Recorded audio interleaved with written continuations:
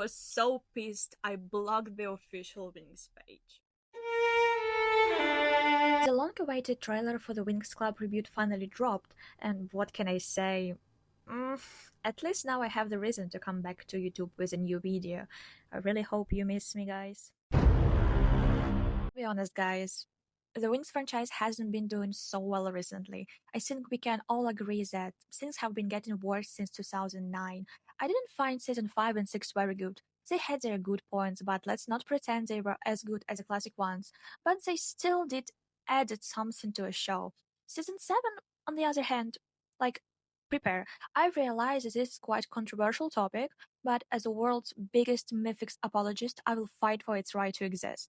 Then we got World of Winx, I think, which honestly felt like Rainbow trying to milk this franchise outside of the main plotline, but without any real idea what they wanted it to be. And that's why it ended after just 2 seasons right in the middle of the plot, which honestly says a lot about it. And we won't talk about season 8 because, like, no, please. And yeah, not get into the Winx series as well because I felt like I lose a brain cells every time someone brings it up. After a series of weird attempts to keep this franchise going, Rainbow finally did something that I consider as a smart move. They decided to make a reboot, just start from scratch and give the audience a chance to fall in love with fairies again. But how exactly did this go? And let's talk about this in details. Hi everyone, it's Julemia here, and today we're diving into something that hits every Winx fan right in the feels. We're all counting down to the release of the upcoming reboot this fall, and we've seen teasers, concept arts, and trailers, and let's just say the vibes have been complicated, especially when you compare it to the rising hype around Netflix and Sony's newest gem, a K-pop Demon Hunters. And I'm gonna be real, I'm jealous, genuinely, deeply jealous, and I'm here to tell you why. This entire video based on what we've seen online, teasers, trailers, concept art, not the final product. So this is less of a real review of the show itself and more of a critique of Rainbow's approach to the reboot. And hey, if the show turns out amazing, I will happily eat my words. But before we dive in, please like this video and subscribe. It really helps me to reach more fans and keep doing what I love.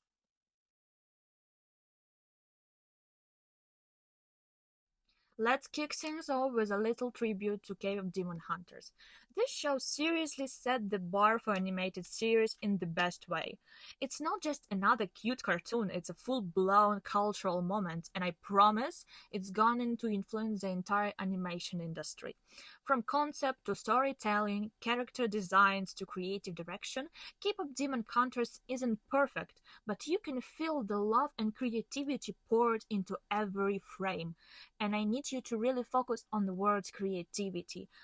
We're going to need it later. And look, I'm not trying to overhype it. We all know how Netflix really treats their hits. Let me know if you want a full review of that one show too.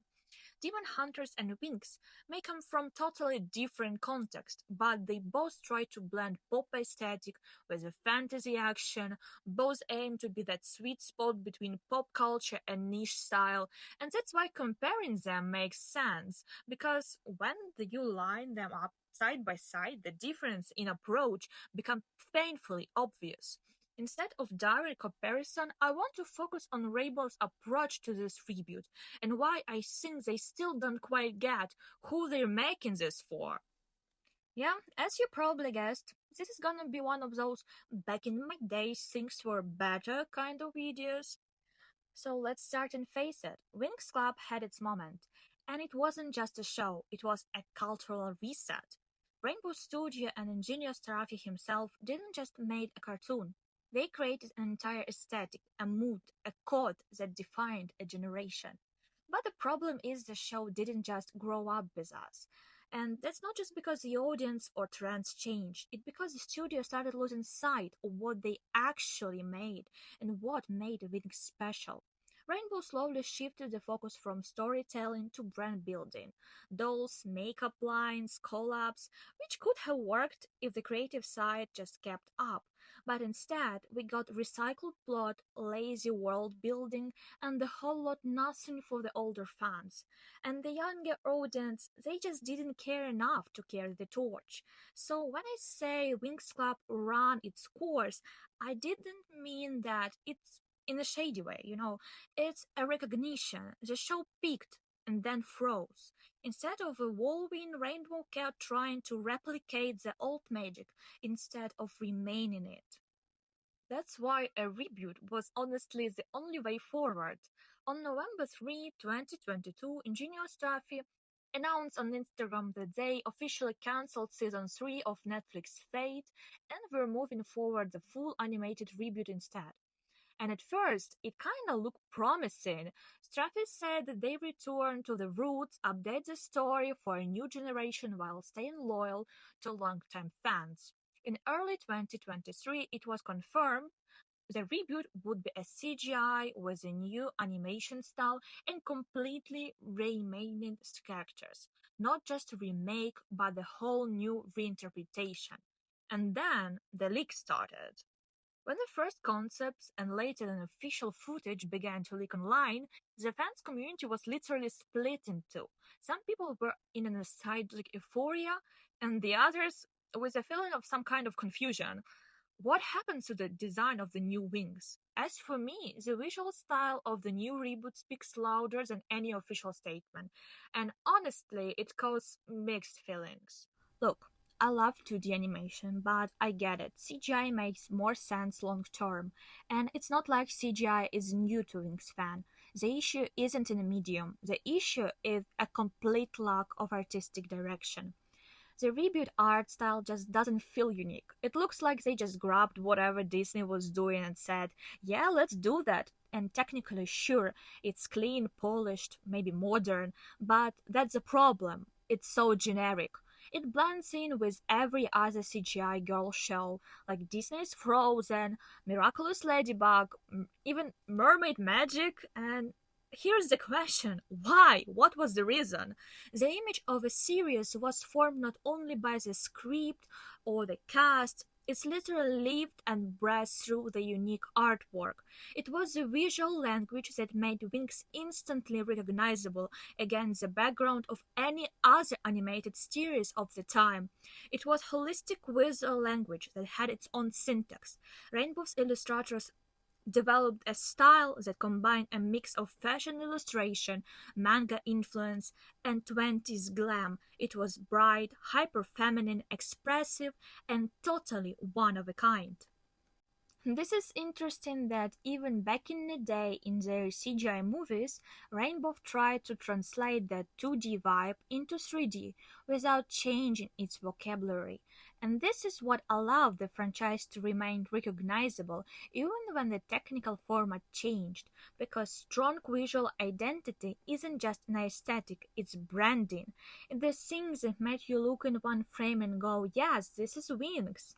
And that's exactly why the reboot style feels such a letdown. Rainbow could have updated their iconic look using modern tools, made it sharper, deeper, more dynamic, but instead they went full Disney clown. The new CGI is smooth, but it erased everything that made Winx Winx. Now it's just another glossy, soulless 3D cartoon about magical girls that looks like it came off some animation conveyor belt. As for the character's appearance, I also have a few of my own and quite fundamental comments. Winx was once a real breakthrough in terms of visual representation of its characters. They had a clearly defined style. Each character was distinguished by the hairstyle, color palette, facial features, clothing, and other facial expressions. However, today the requirement for visual diversity have increased significantly, and it's not just about representational trends, it's a matter of artistic respect for the characters as a person. I would like to see more more difference between the girls, because unified animation style typical of dance could still be justified by limited technological capabilities or high cost of CGI. However, this excuse no longer works. Creating truly unique images is not only possible, it's essential if you want to create media that is relevant and respectful to the viewer. I want to see a different facial features, different body types, different types of beauty, not only in terms of style but also in the plasticity of movements, in anatomy, in feeling that a character is truly different and not just a new texture over the same template. In general, if we talk about character's appearance, I have a big questions only about the Musa. She had clear East Asian coded appearance in the original show, not just styling but facial features. And yet, the reboot quite erased that. She's not just another generically pretty girl with soft features and no real ethnic market left. Like, why? Seriously, why? Western studios have this weird trend lately of erasing Asian coded traits from Asian characters, and it's not a good look. You had representation, you had it, and you smoothen it out of existence for like what? Marketability? We don't know, it's just frustrating. But I would like to pay a little more attention to the style of the main characters. As I already mentioned, the focus on fashion and fashion illustration had a strong influence on the franchise. To develop the character design, the studio involved a real designers from fashion houses. Reboot obviously took a slightly different path. Instead of high fashion, we clearly see the influence of K-pop style fashion on this series, which became the basis and sometimes a direct copy of both the character's everyday outfit and a magical transformation. The transformation in general is too similar to Mugler collection, which is familiar to a wide audience from the promotional materials of Blackpink song's Pink Venom. The use of reference is not a bad thing. I say it as an artist myself who constantly use them in my work. Times changed, fashion trends have changed too. Day in the K-pop industry really had a significant impact on the fashion industry. However, any professional character designers will always say that a good design it's not just a beautiful reference from Pinterest. You can copy an outfit, but you can't copy a soul. So it's first and foremost an idea that will tell you more about the character than any timing will allow you to say in words. That's why I would like to see more creativity when it comes to favorite transformation, the magical basis of the entire franchise. The design look overloaded and not harmoniously. Obviously, this is due to the fact that even though references are used extensively, the designer who worked on the character's image did not work on balancing the silhouettes. The design of the transformation are hard to combine with each other and it's difficult to draw its canon. From character to character, we see completely different elements that in my mind just do not fit into the rule of one transformation. Honestly speaking, I could keep talking about the character design for forever. And if you want a separate deep dive, let me know in the comments because I have thoughts to be shared. So, on the one hand, everything I've already listed is quite serious complaint about the cartoon for which we've only seen the trailer. But on the other hand, it's just the grumbling of a fanatic fan of the Winx Club who takes the franchise very personally, and I really sincerely wish that the restart of the Winx Club would have the same epochal value for pop culture as original did in its time, because this franchise really deserved it. But what I found really disturbing is the company's alleged use of artificial intelligence to create the reboot. It's not about taste anymore, it's about respect for creativity, for your product, and for your audience. Despite the fact that Rainbows denies all accusation of using AI, fans have found many suspicious moments that still lead me to some doubts about sincerity of the developers. I understand that we live in a capitalist era where every company tries to maximize its profits by reducing costs. And I also understand that paying professional animators and designers is a very expensive thing. However, it also shows the studio approach to its own product. And if AI was really used, it was just a big fail. Because all the evidence I could find on social media looks very lazy. And I'm very grateful to the users for doing such a fundamental research. That's it. AI was used not for just an in-house, like accrued sketches producers for internal use, but already used for promotional materials and animation. And when I saw this, I was so angry that I blocked the official Winx pages. Just it's so disgusting. I don't know what the developers are trying to achieve by deliberately emphasizing their own laziness. I also have seen that people suspect that the script for the trailer also looks suspicious and kind of written by artificial intelligence. However, as a non native speaker, it's hard for me to judge. So I don't want to sound like a straightforward hater who just accused the authors of using AI for and without any reasons. But given the fact that this is frankly not the first such accusation, and not the first time the studio has openly lazily copied someone else's work, it all looks more and more suspicious. Every news I see about this reboot makes me sadder, and that's why I said that I envy K-pop Demon Hunters. The difference in the approach to development these two shows is dramatic. The people responsible for Reboot of Winx Club obviously never realized that their cartoon just raised a generation of people who appreciate creativity and love to details. The company's communication proves it once again.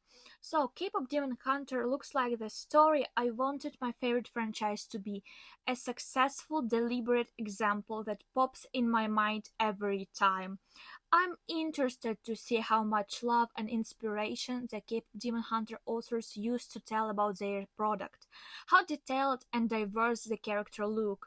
This show is a great example of media that understands its target audience and its needs. Yes, this show is designed for teenagers. We can see it through the rating of the show. In some parts, the plot is quite simple and shallow, and the image may seem too bright and fast moving, designed to keep the attention of people who grew up watching fast-paced TikTok videos.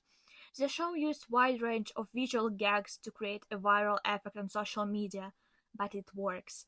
It works so well that people who are beyond the age of potential target audience are still hooked on the show because overall the quality of the project is on the right level.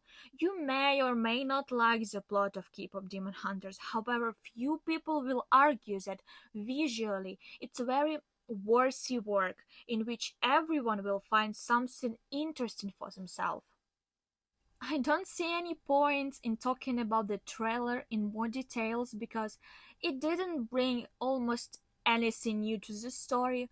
We were shown another male villain who will probably be served by tricks again. Oh, it's very original as we haven't seen it 22 times. The villain, by the way, looks just like a cheap and cheesy version of Astarion from Baldur Gate. Okay, we were also shown this evil guy who was nicknamed by the fandom as Bloom's brother for some reason, I don't know, and I still hope that this is a joke because if not, it creates a huge plot hole. The animation sometimes reminds me of the mobile game about Sirenics that I used to play years ago, and the faces of characters also resemble this uncanny valley effect in some moments, but let's discount the fact that this is just a trailer and they will be able to fix it before the series released, or at least I hope so. I also feel like despite all the criticism I've directed at you, I have to say some positive things about the trailer, and one of the moments I really like is Tricks, obviously. I love these ladies and they look incredible. I am literally on my knees and ready to bark, and yeah, you're following this type of person. I'm also glad that Aisha is Aisha in the reboot and not Layla, and that we meet her from the very beginning of the story. I also like the idea of United Althea and Cloud Tower because, like, yeah, I understand it could be seen as script simplification, but I've just never liked this division in the world of Winx into the obvious good, like fairies and evil witches. Good fairies go to school of goodness to, I don't know, to counteract evil witches who learn evil things at witch school.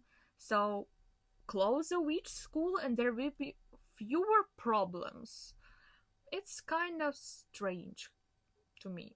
Okay, but however, it's good that trailer showed us a girl specialist. And speaking about specialists, I don't know who approved their design. I just like, please, you still have time, just redo it.